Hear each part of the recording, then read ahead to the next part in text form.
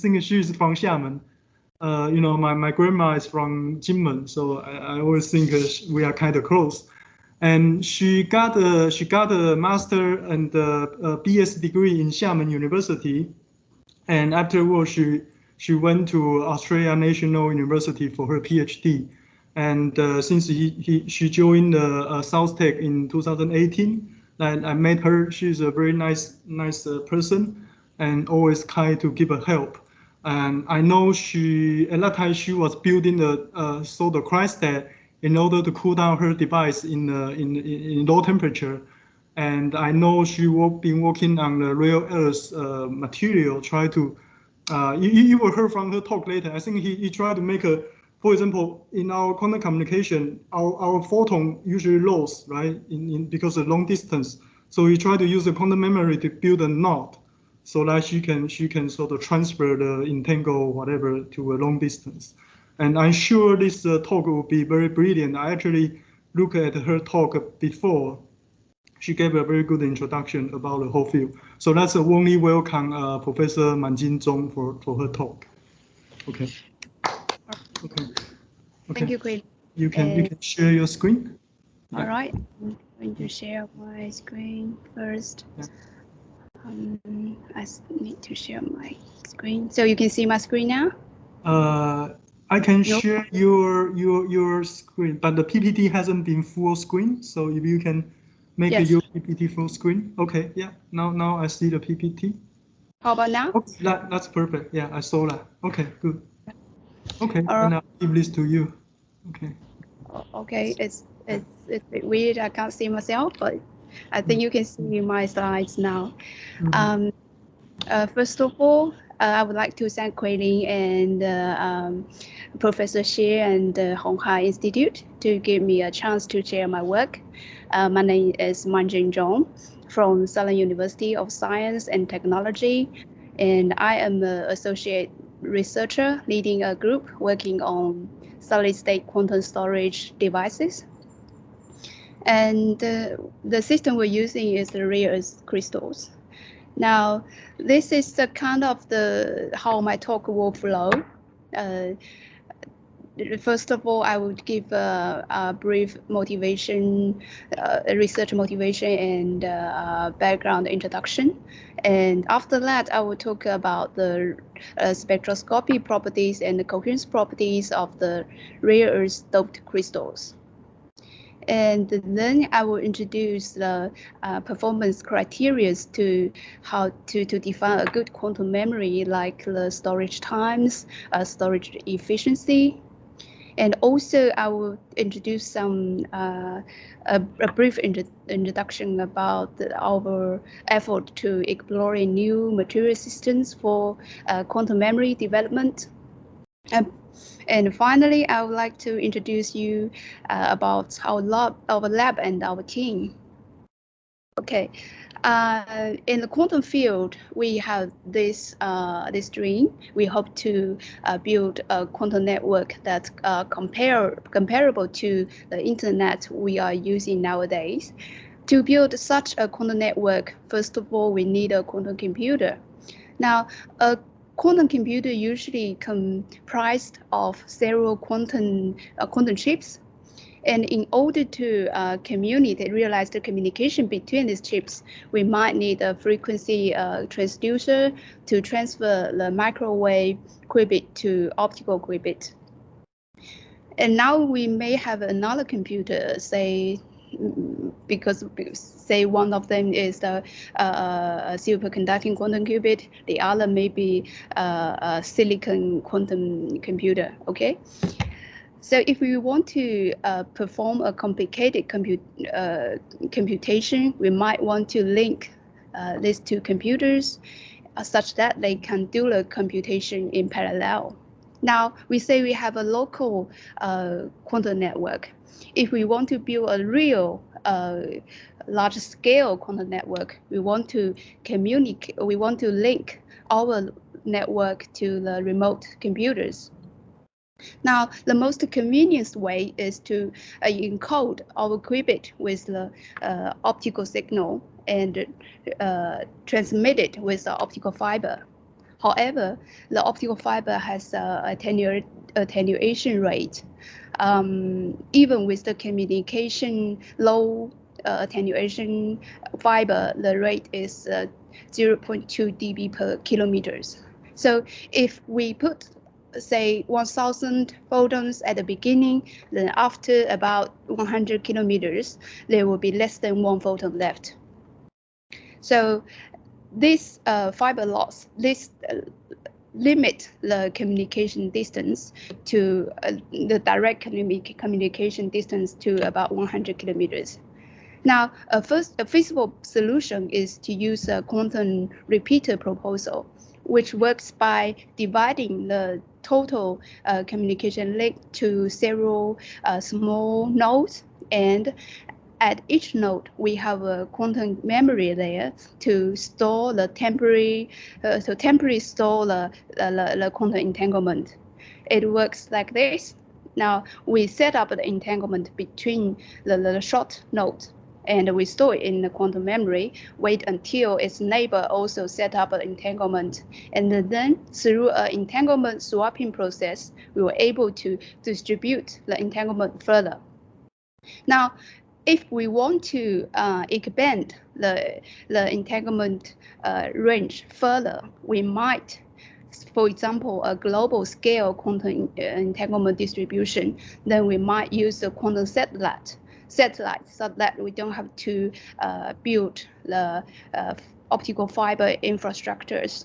Okay, there are different ways to use the satellite. Say, for example, we can use it as a node for the quantum repeater, or if the quantum memory has a long enough storage time, we can consider the quantum memory as a quantum hard drive. Then we put on the quantum satellite, such that we can realize the communication between the two spots on the Earth. Okay, so to build a quantum network, we need a lot of different quantum devices, including the entanglement source, memories, transducer, and also maybe the processor and these devices. Now, in our group, we focused on developing the quantum memories. Okay, what is a quantum memory? So nowadays, when we talk about quantum memory, we usually mean it's an optical quantum memory. It usually means a material absorber that can store a random quantum state, and after a controlled period of time, on demand, we can recover the same state with high efficiency. Now, a good quantum memory, they have this performance criteria, storage time, for example. It's depending on the actual application, the storage time requirement is different. For repeater proposal, the storage time is required to be comparable to the time for establishing the entanglement over the entire repeater link. For example, for a global repeater link, the storage time need to be longer than about 100 milliseconds. And then is the storage efficiency. It's the ratio between the energy of the retrieved signal and that of the input signal. And then is the fidelity. Fidelity are usually considered in the efficiency. Only the output signal is the same as the input signal, then we talk about high efficient, that can be meaningful, okay? And also we need to consider the multiplexing or the multiple mode capacity. And if a quantum memory can store only 1 qubit, that cannot be very useful, okay? The multimode storage can increase the entanglement distribution rate. The memory performance are determined by the medium we use and the storage protocol, and also it determines the facilities. Now, there are typically 2 different ways to store the quantum state. First is using the single atom. And when we're using the single atom to store the quantum information, each photon is stored on actually this is this area here. Each photon is stored in on one item, and because we use a single item, the optical coupling strength is quite weak between the light and the material system. So we need a large optical structure to efficiently couple the photons to each atom. The other method is using the ensemble. So we store each photon across many items. The ensemble can simultaneously store many photons. It works like this. Say we have an incoming photon, and this is our two-level system. Now, the photon is absorbed by the material and excited one of the atoms. However, we don't know which atom absorbed which atom is excited. So we consider that all the atoms absorb the photon. So created this collective state. Okay, it works like this, and then eventually we recover the optical signal, and the excitation is recovered. Okay. In order to extend the storage time, it's often we try to map the optical signal to the spin state. It works like this. Oh, okay. We map first the input photon in the optical transition, and using using a control signal, and then we'll put the superposition state on the spin state. Now, to make a good quantum memory, we need an ensemble of atoms with long optical and spin coherence time. We want it no spectral and spatial diffusion, and to efficiently couple the optical signal, we want the medium to have the high optical depth, and to keep the good coherence, we want weak interactions between the atoms, because we want each atom to be considered as an isolated storage medium. Okay. Now, when we recover, we again use the control field, and then we'll. Okay. Manji, excuse me. Is the band structure that you draw in the last slide is a single atom picture or the crystal picture? Which one? Okay. Yeah, this band structure looks like a bulk. This one or the next one? Yeah, the next one.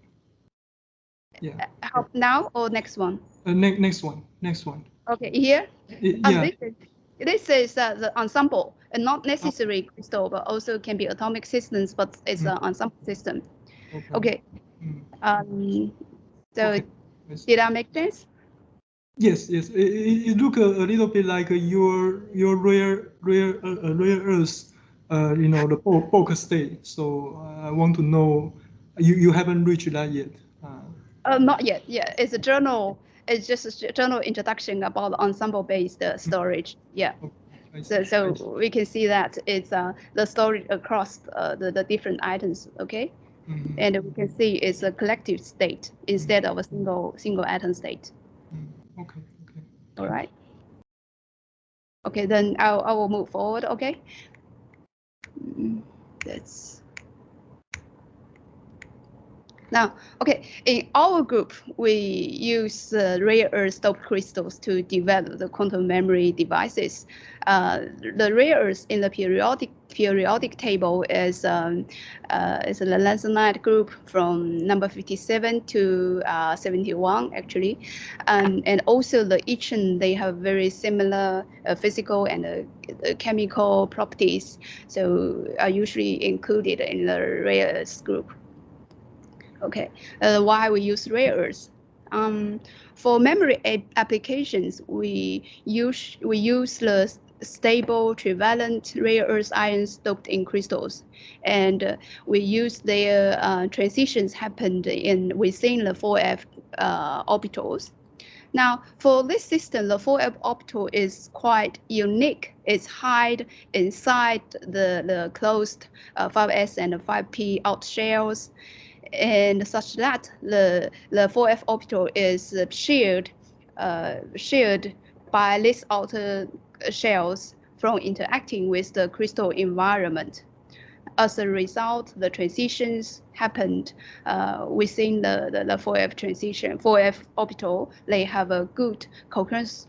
They have a very good coherence property for both optical and hyperfine transitions. And it's a solid state system, so they have very stable optical centers. We don't have to worry the spatial diffusion like the atomic systems. And each rare earth ion is trapped in the lattice. So each qubit, they occupy a small space, which is about 5 nanometers per qubit. And for a crystal, they unavoidable. There is a strain electric field and magnetic field different from spot to spot.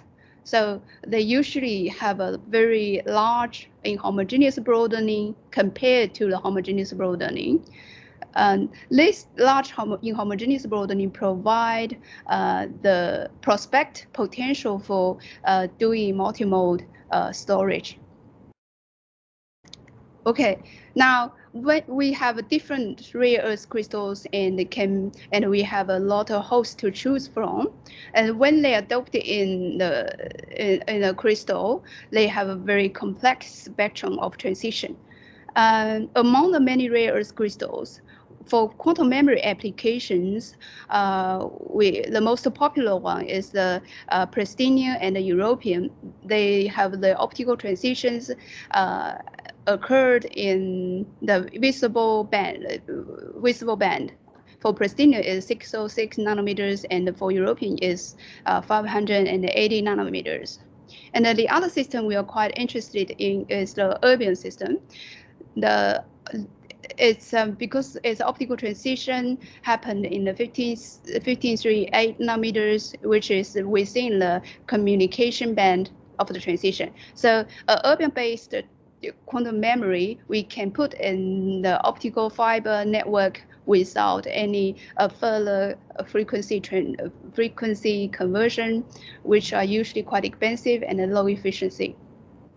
Okay, now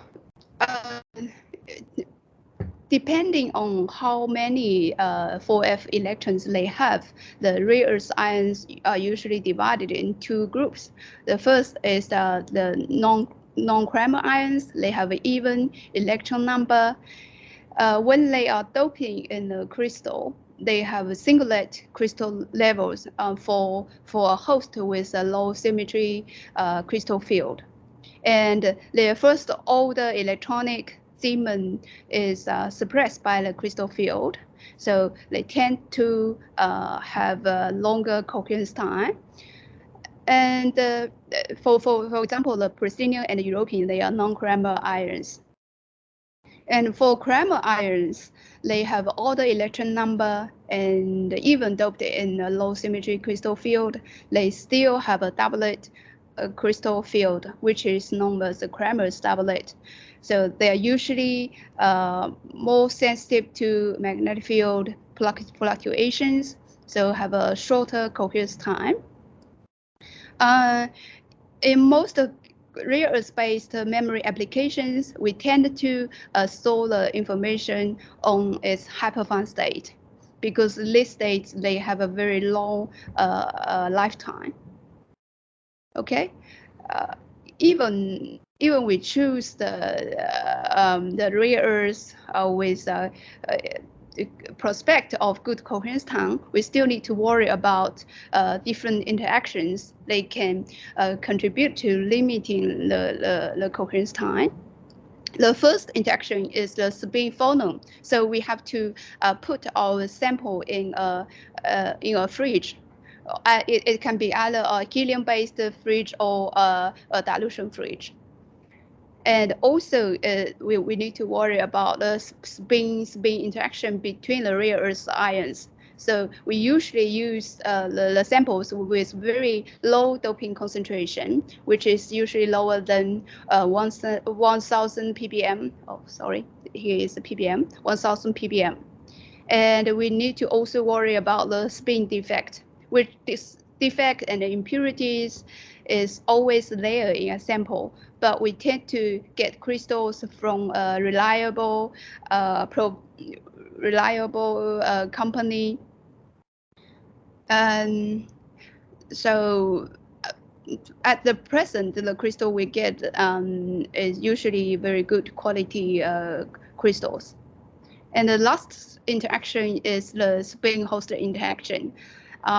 This is much more tricky, so we need to do quite a bit of work on it. Okay. Now, before I move forward, I would like to mention how we measure the coherence time, or because we store the information on the hyperfine state. So I would like to talk about how we measure the hyperfine coherence time. The coherence time is important because it puts the upper limit for the storage time of a quantum memory. Okay. It works like this. If we consider our system using this block sphere, initially we'll apply a pion 2 pulse and put the ensemble to a superposition state on the XY plane. And because the inhomogeneous broadening across the subgroups of the ensembles, each subgroup will evolve at a different pace. So the ensemble will dephase. And then after Sorry, some waiting Professor, time, we cannot hear you. Yes. Hello? Hello? Oh, now Hello? it's okay. It's okay? All right. Oh, excuse me.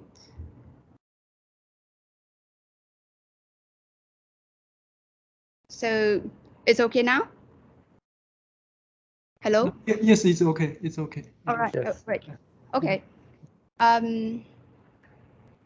Yeah, after we wait for some time, we put in a pi pulse, and this pi pulse will revert the population difference between the ground state and excited state, and as a result, will revert the evolved direction.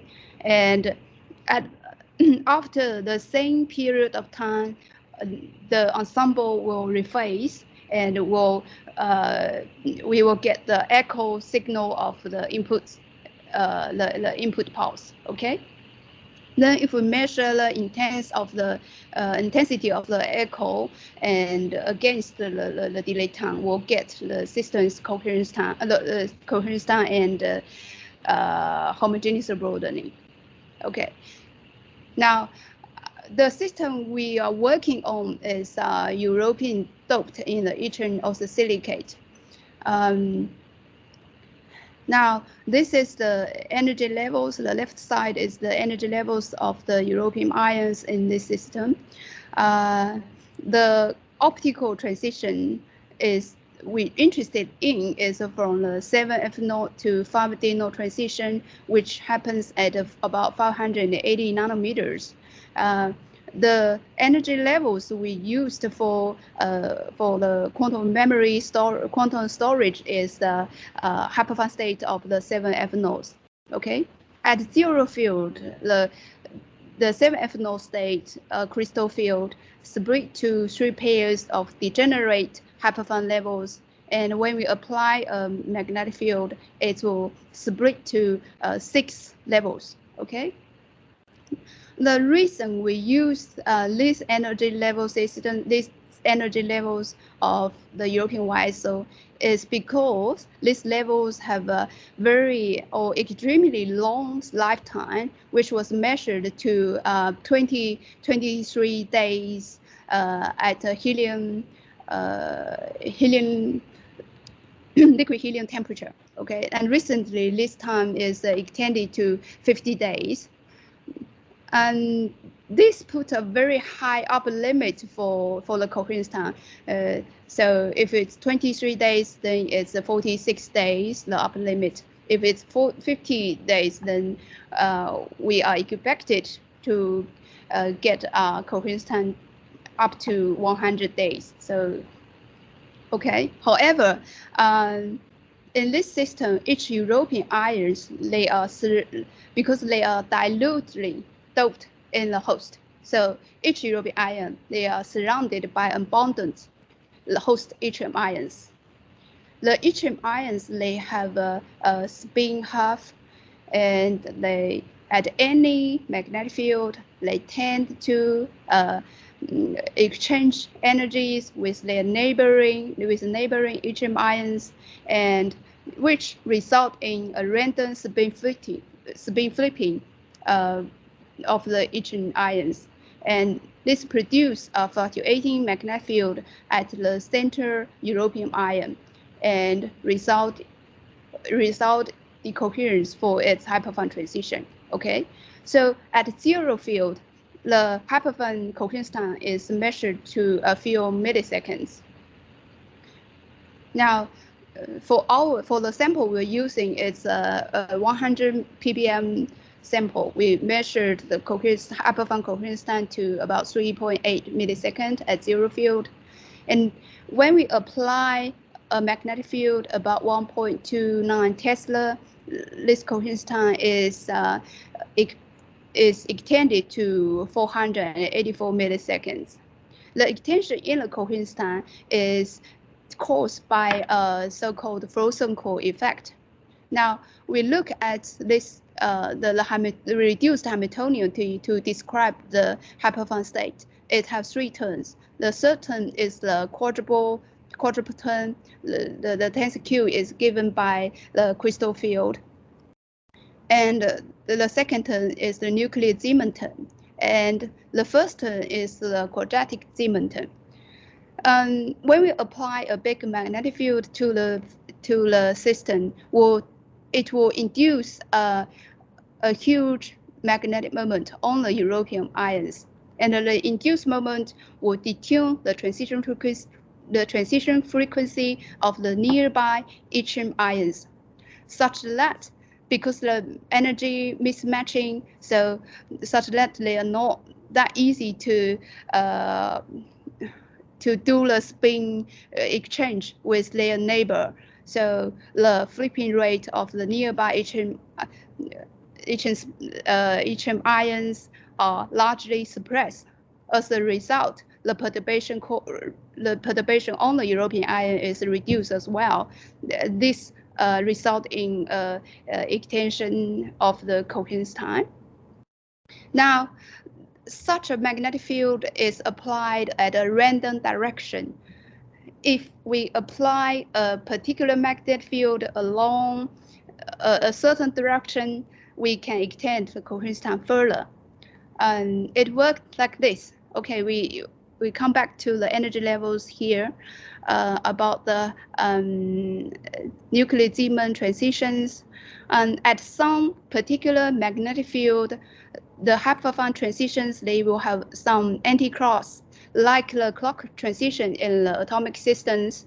So at this field, the transition experiences a critical point, such that they have a first order Zeeman transition. So they will be much less sensitive to a small field perturbation. Now, if we use a simple model to describe the coherence time of the system up here, here S1 and S2 is the first order and the second order of the field sensitivity, and delta B is the field perturbation caused by the host spins. Now, at the critical point, it's kind of we remove the first order term. As a result, we can largely increase the coherence time. However, okay, sorry, this method is known as the zero first order Zeeman method or Z-fold method. Okay, to make the Z-fold method work, we need very high field accuracy. Okay, for example, if the magnetic field is misaligned by say 5 degrees, we expect to get a 16 millisecond coherence time. Say if misalignment is 0.1 degrees, the coherence time can be extended to longer than 800 milliseconds. Initially, we didn't get a vector field in our lab. So the magnetic field we have is just along the z direction, okay? So we have to rotate the sample instead. In order to do the precise alignment of sample, we use a pair of piezo-driven goniometers from atom cubes. So with these goniometers, we were able to get a very good field alignment, which is about 0.004 degrees off. And we observed a 2-pulse spin echo coherence time of 47 seconds. And further, by applying more complicated dynamic decoupling pulses, we were able to extend the coherence time further to about 370 minutes, which is a bit longer than 6 hours. The extension of this coherence time is a combination of the zero first order Zeeman and the Frozen effect. Okay.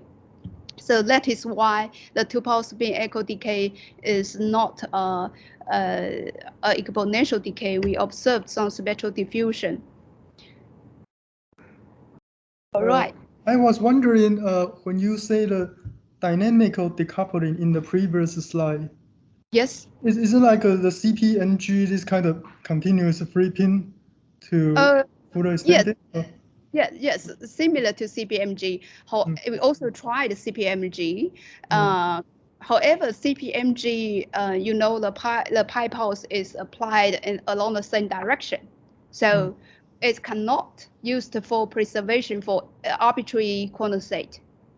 Okay, but the KDDX, the pulse we use here, they apply pulse along different directions in the Bloch sphere. So it can be used for preserving arbitrary quantum state. Does that make sense?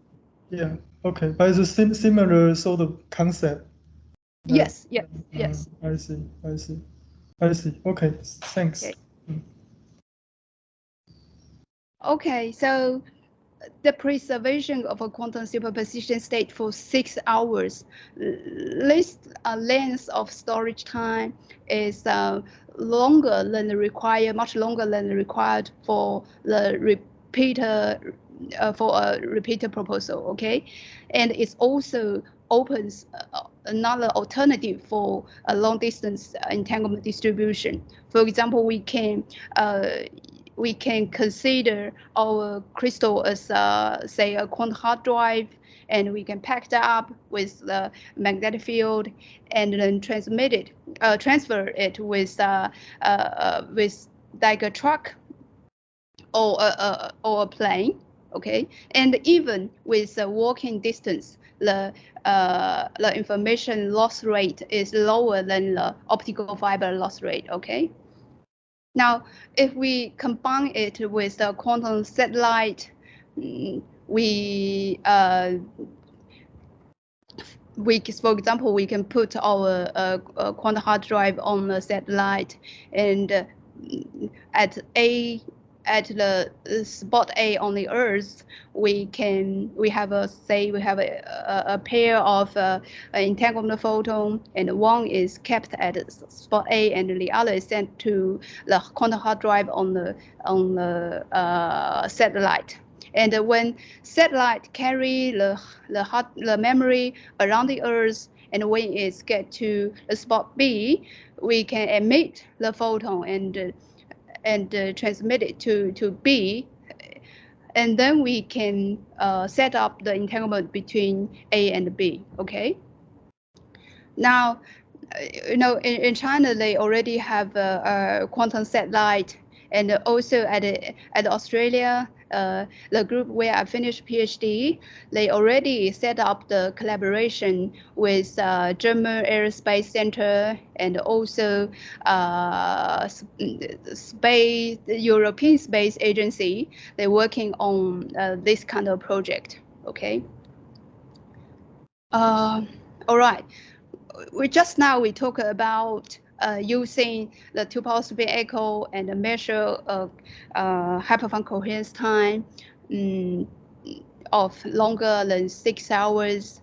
However, in actual quantum storage process, initially what we accept is an optical signal. Okay, we need to first map it on an optical transition.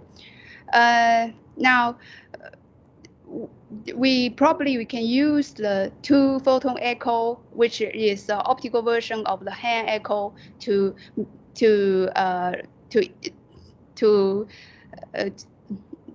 get the coherence time of the system. However, for the real quantum storage process, the optical two-power photon echo is not a good option.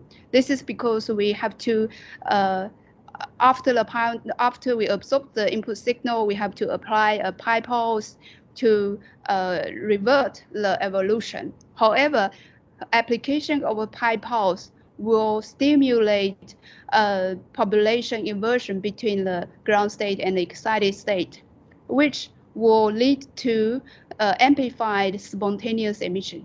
Okay, then this spontaneous emission will become a huge noise source for the recovered echo signal. So it's a not good option. So we have to replace the pi pulse with other strategies. But our target is the same. We want to replace the signal. Now, first option is the so-called gradient echo memory option. It works like this. First of all, we have this ensemble of two-level systems, and then we apply the proper electrode, and which will produce a linear Stark shift among at the optical path, and such that it can absorb the different parts of the input signal. And then we switch the polarity of the electric field. As a result, this will result in the reversion of the evolution of each subgroup of the ions, and just similar to the two pulse photon echo strategy, it will result in a rephased echo signal, but we wouldn't cause any amplified spontaneous emission. Okay, so we were able to recover the input signal with high efficiency. Now, with this gradient echo memory, the highest quantum storage efficiency achieved in the real system is 69%. It is the first time higher than the non-collinear limit. Okay. Now, the other option is the so-called atomic frequency comb. It uses the larger inhomogeneous broadening of the rare earth ensemble and the narrow homogeneous broadening of the individual ion. Okay, it works like this. At the beginning, we prepare this frequency comb profile. This the green figure, the green spot here. Okay, we will produce this frequency comb profile within the inhomogeneous broadening of the absorption spectrum in the ensemble. Okay. Now, when we have an input signal, this comb will absorb different frequency parts of the signal, and with different the frequency difference between these twos, which is the delta twos. After we absorbed the signal and after time of 1 over delta twos, we will observe a rephase of the ensemble vector, okay, and emit the echo signal. And also with this method, we are able to rephase and re-emit the input signal without causing any amplified spontaneous emission. Okay. However, the disadvantage of this, the atomic frequency comb, which also known as the AFC strategy, is that the storage time is not on demand. It's predetermined. It's just 1 hour delta twos. Okay. In order to make on-demand quantum memory, we tend to map the coherence to the spin state and combine this AFC strategy and the 01st order Zeeman, we were able to get on-demand long-term quantum storage. Now, this is how it worked. We have first we have to prepare the system. Like we need to prepare a purely 2-level or 3-level system, and then we have to prepare the atomic frequency comb by a method known as a Hall-Burney method. And then we have the input signal, and with a control field, we transfer the coherence to the hyperfine state, which happens in the radio frequency range. Okay, and in order to preserve the coherence for a long period of time, we use the dynamic decoupling. And when we want to read out the input signal, we apply the same control field, and we were able to transfer the signal to the optical transition, and we will get the emitted rephased signal. Okay, with this method, so far experimentally, we were able to achieve a storage for a coherence light a bit longer than 1 hour. Okay. Now, we said we were able to get reasonably high efficiency, but it's still not high enough for most applications in quantum communication. Okay, which require efficiency about 90%. This in our system, storage efficiency is mainly limited by the low optical depth. Okay. This is because the 4F transitions in a rare system is initially parity forbidden. It's only become weakly allowed because of the level mixing produced by the crystal field. We say, okay, how about increasing the optical depth by increasing the doping concentration? However, raising the doping concentration usually increase the decoherence. Okay. Now here is the right hand is the figure about the absorption depth and the efficiency. So in theory, it's possible to achieve efficiency higher than 90% if the optical depth is increased to higher than 40. Okay, there are different methods. First, we can use the multipass strategy. It's literally speaking, it just make the light to pass the crystal for multiple times. Okay. Now, in the coherence light storage, they were able to increase the efficiency to 76% to make the light pass the crystal for 16 times. Okay, but in quantum memory, there's no experimental demonstration yet. The other more feasible way for quantum storage is using the impedance matched cavities, okay,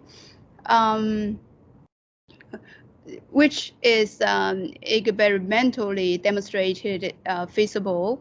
The right-hand side, we compared the system with a cavity and without a cavity in the European doped region of the silicate.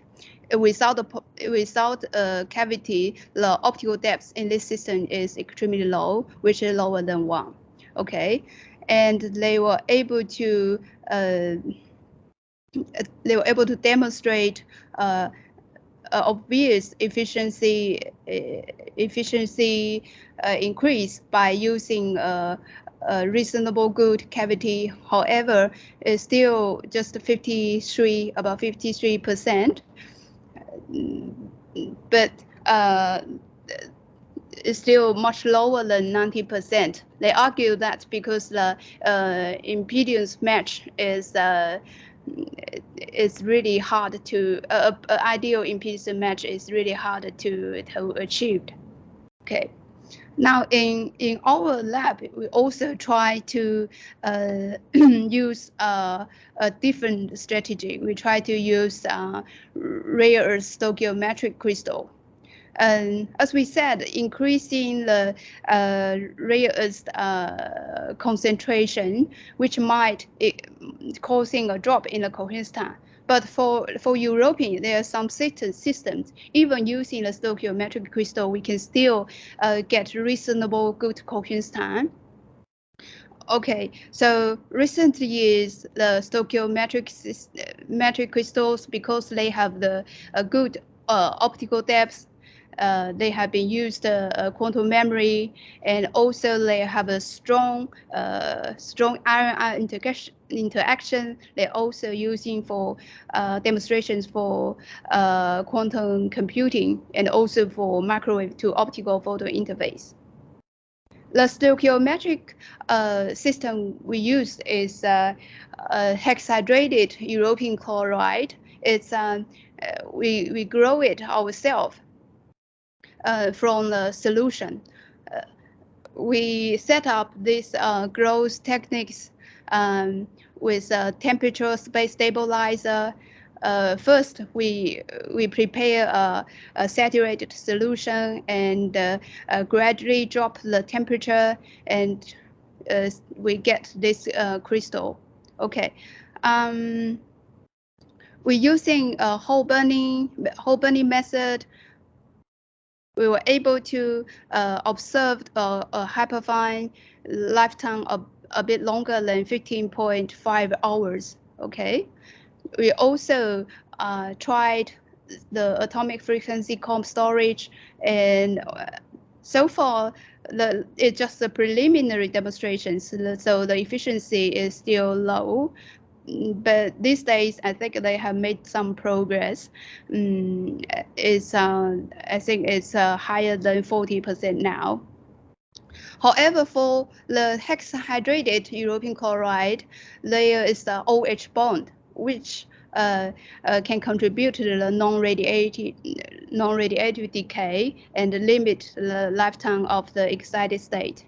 So what we do is we try to deteriorate the system, and we grow also the 6D2O European chloride. And as we can see here, the absorption spectrum here is saturated. And when we prepare the atomic frequency cone using the whole burning method, we are able to get a peak optical depth to fall. And from the theory, at a peak optical depth with cone finance, with a reasonable cone finance, we're able to we should expect efficiency a bit higher than 30%. But experimentally, I think we have achieved efficiency higher than this theoretical limit. Okay, and in our lab, we also performing spectroscopy research on rare earth doped ceramics. This is because for the European YSO system, they are really hard to grow. For YSO, the temperature requirement for the growing in the crystal is more than 2,000 degrees. So, but for ceramics, it's much easier. So, the ceramic system we used is European doped in yttrium oxide, and this is how it look like, and the fluorescence of when we put the laser in it. And so far, we were able to observe absorption bandwidth of 44.7 gigahertz, which is comparable to our YSO single crystals. And also, the lifetime is about 1 millisecond, which is also comparable to the single crystals. So we can see that it's very prospect for developing long-term quantum memories. Okay, this is our lab. So far, we have different sections. We have a crystal growing lab for homemade single crystals and also nano crystals, and we are trying to make some ceramics by ourselves. And we have a solid state spectroscopy platform, which is where we have a 3K system to do to study the spectroscopy properties of new materials, and such that we can evaluate its potential for quantum memory application. And we have also another 10 millikelvin system, which is for quantum memory research. Okay, now this is our team. This is myself, and we have Dr. Fudong Wang. We two are co-running the group, and we have Shuping Liu and Shuping Liu, and Dr. Shuping Liu. She is has a very profound material background. She is reasonable for the nanocrystals and the ceramics project. And we have another Dr. Zhongfeng Li from graduated from USTC, and he is reasonable for he's responsible for the stoichiometric crystal project. And we have some PhD and graduate master degree student. And the right hand picture is our collaborators. Professor Marcellus from ANU, and Dr. Rose Elfeld, also from ANU. And we have Professor Jevon Londell from Otago in New Zealand, and Dr. John Bartholomew from University of Sydney in Australia as well. Okay, that's all. Thank you.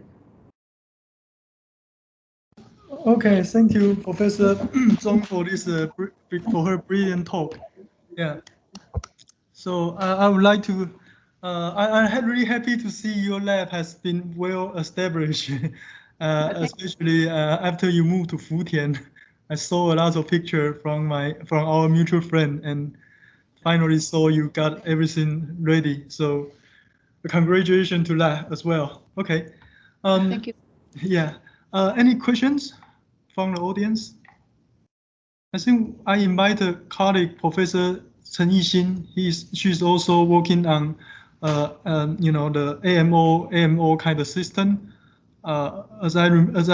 If I'm correct, the quantum memory not only in rare earths also can be done in atom, right? Also trap ion, right? So if you have any comment, feel free to add. Yeah. We do not use ion. We use a rubidium as Oh. a halide vapor. Oh, right. And we use a cell cooling to create a math system, and we have a high efficiency quantum memory. But the coherence time is around 100 microseconds, not as long as your result. I think you have mentioned our previous work that the storage efficiency around 92% in publishing PRL. Yeah, it's quite impressive. Yeah.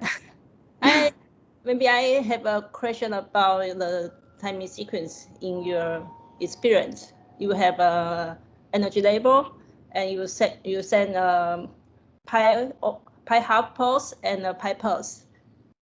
Yes. Yes. And yeah, maybe previous one, previous. Yeah, so yeah. So you only use one laser field to drive the transition, or that is a two photon transition? Okay. This figure is I show it's a two pulse photon echo. Well, two pulse photon echo technique. Okay, I show it here is trying to say okay, it's not good option for actual quantum storage. It's only applied to a two-level system. It's just optical. Okay. So in actual storage system, we quite often use multiple frequencies. But for the two pulse photon echo, it's just one laser frequency. Okay. And when you want to detect the coherence time, you delay the pi pulse timing, right? Yes. Yes. And for this experience, do you also consider the fidelity of your memory? Yes, we do. But the fidelity so far for most for the most demonstrations is still higher than 99%. I think it's very good. I'm curious about the echo signal. It looks like a Gaussian pulse, right? The echo signal is a Gaussian pulse. And what is your input per pulse? Is a square pulse or also a Gaussian pulse? Oh, Gaussian, you mean the Gaussian, right? Yeah. Yeah, that's a quite good. That's a good question. Okay. The square. Let me see. Okay, this is in the time domain. Yeah, it is a Gaussian pulse.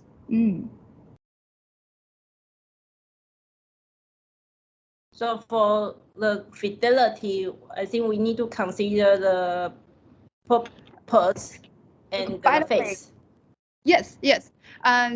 This is for this one we are not. It is not a memory protocol. It's just for detection of the coherence time. Okay.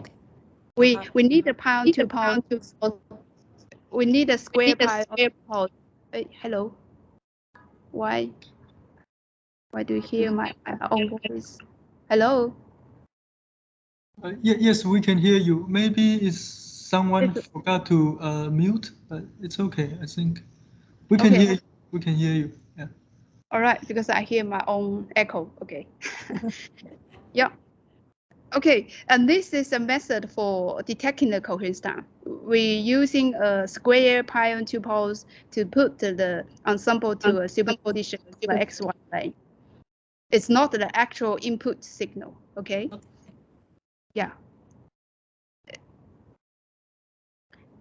usually like for the real quantum memory protocols, we usually have this kind of input signal in also in a Gaussian shape, and eventually we recover the same signal shape. Yeah. Thanks for a great talk. Thank you. Thank you. Okay. Is there any other question?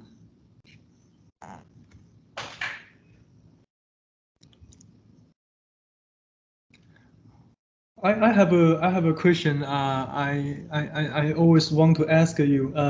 You know, in our superconducting qubit, right? There is some sort of the entanglement we can make, and Yeah. I remember I think you mentioned that. I remember you say that before. Like you say you can also use this rare earth system to convert the entanglement to a photon, like can be transmit. So, Yes, you are right, but I'm not sure whether it's suitable for the superconducting system, because we usually apply a magnetic field. Okay. It's quite similar to the figure in the right down here. Okay. Okay, we for the microwave to optical transition, we use a cavity, and it's both optical cavity and also a microwave cavity. So we put our rare earths in the middle of the cavity, so it's resonant to both cavities. Okay, and for this application, we usually use erbium-based system. It has transitions at a few gigahertz for its hyperfine transition, and it's also have an optical transition at 50 nanometers. So with so with hyperfine effect to the energy level that is correspond to the microwave photon. Is that what you say? Okay. Yes. But hyperfine, why you need a magnet for hyperfine?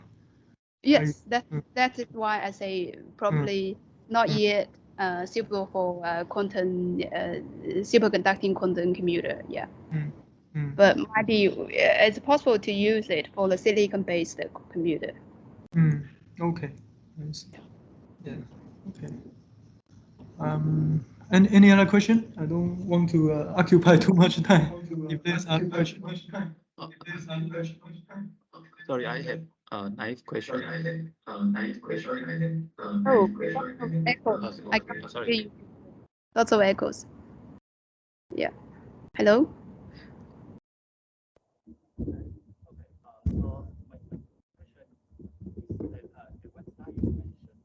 It's very it's the voice is very low.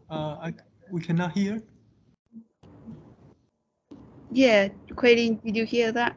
The voice is very low. I cannot hear. You mean me? I think someone is asking. No, not Manjin. I mean, someone is asking the question, but the voice is not large enough. So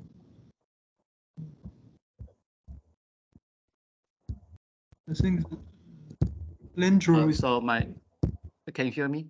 Oh, okay. Yes. Good now. Okay. Okay. Yeah, just very naive question. At one slide, you mentioned the hyperfine structure. I mean, it has the coherence time up to 23 days, so it's quite long. And then why you don't use it, or you have further discussion of to increase the coherence time?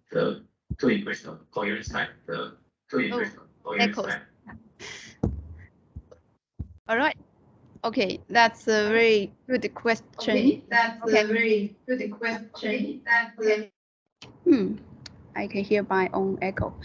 Yeah, the 23 days it's a lifetime of the hyperfine state. It's not the coherence time, but this provide an upper limit for the coherence time. And all right. Okay. Okay. All right. Yeah. So, but so far we still have some dynamic process which limit the coherence time to reach the lifetime limit. The lifetime is usually given by the radiated decay and the non-radiated decay, okay? But it's not given by the dynamic process. But the coherence time is has a very high upper limit layer, but still have some dynamic process limiting to get close to the lifetime. That's something we are working on it. We want to try our best to get to the limit.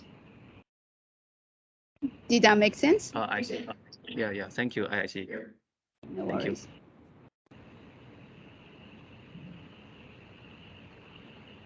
So Manjin, I have a final question because you have many different material. I hope I didn't mess up. So in your last few slides, I wrote it down, but I hope I didn't wrote it wrong. It's all right. Yeah, I'll go for it. Yeah. This one? EUY203. EUY203. This one? Okay. Yeah, and you somehow I write down you mentioned the T2 of 14 hour. Is that correct? Oh yeah, T1. Oh, it's T1. T1 14. It's a T1. Oh, and did you measure T2 or? Yes, T2 is it's hundreds of microseconds. But we're working on it. We hope to extend it further. Yeah. So you try to beat your Nature paper of the T2 6 hours. That's your target. Yeah, but for this one, it's not a single crystal. So it's a ceramics. It will have much more, I would say, impurity and defect, and also, more dynamic process. So it's really hard to get that 6 hour thing. Yeah. Okay. But in your current lab, can you reproduce your Nature paper, the result of 6 hours? I think actually we are much longer than that, but but we have still processing the data analyze, and it's still not a good time to present in public now. Yeah. Okay, I see. Yeah. Okay. Any other further questions?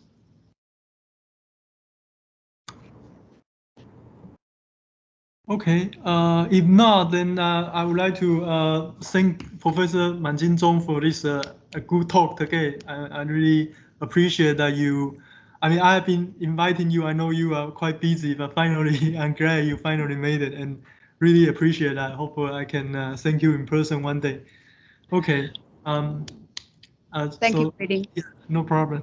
So, I mean, Lendro, how do we finish? Or Professor Xie, do you want to chat a little bit afterward? Yeah. Yeah. 谢老师，你要？谢老师还在吗？谢所长。哦。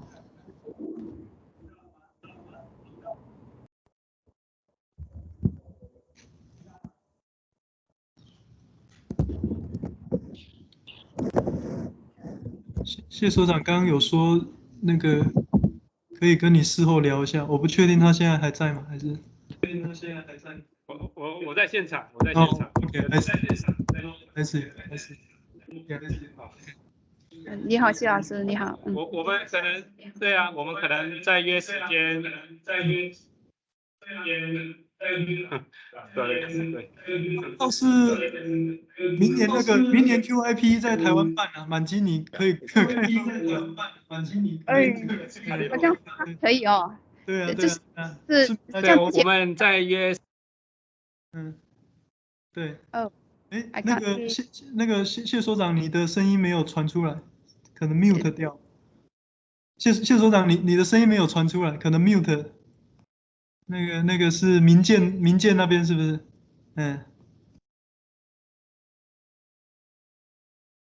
？OK。他们那边可能。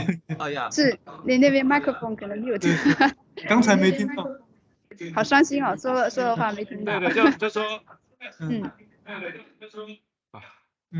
我们在约时间讨论。那因为我现在这边还有个会议啊，但是我对那个钟老师的这个结果很有兴趣。这样，我们可能会有机会今年年中会到那个香港、深圳那一边去，然后我到时候一定跟那个钟老师这边联系一下，也许我可以过去拜访一下这样。